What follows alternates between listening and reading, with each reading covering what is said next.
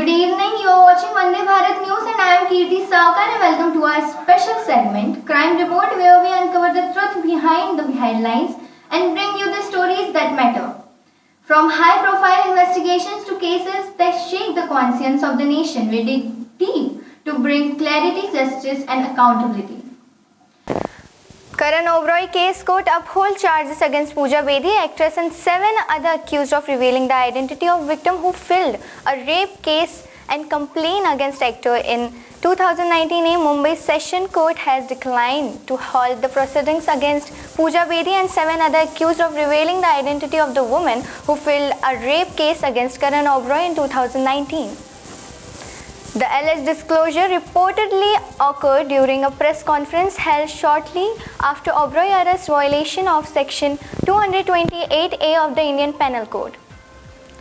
In the ruling, the court stated that there is a prima facie evidence suggesting the involvement of the accused and hence there is no reason to quash the charges. In preliminary stage, the case pertains to a violation of Section 228A of the Indian Penal Code, which prohibits the disclosure of a rape survivor identity. What is the matter?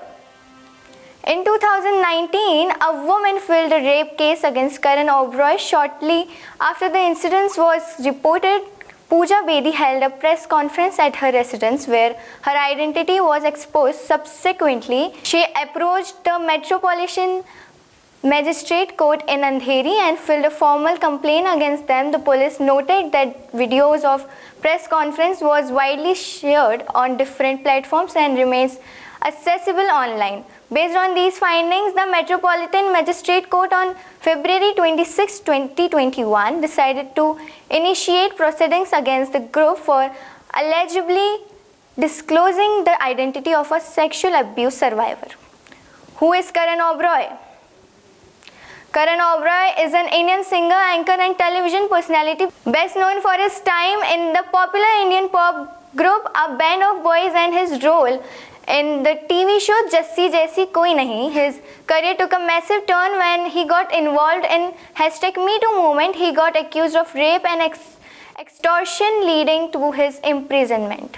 And that brings us to the end of tonight's Crime Report at Vande Bharat News. We remain committed to fearless journalism and to standing by the truth, no matter how uncomfortable it may be. Stay informed, stay aware. I am Kirti Saukar signing off for now, but we'll be back with more stories that demand your attention. Until then, take care and stay safe.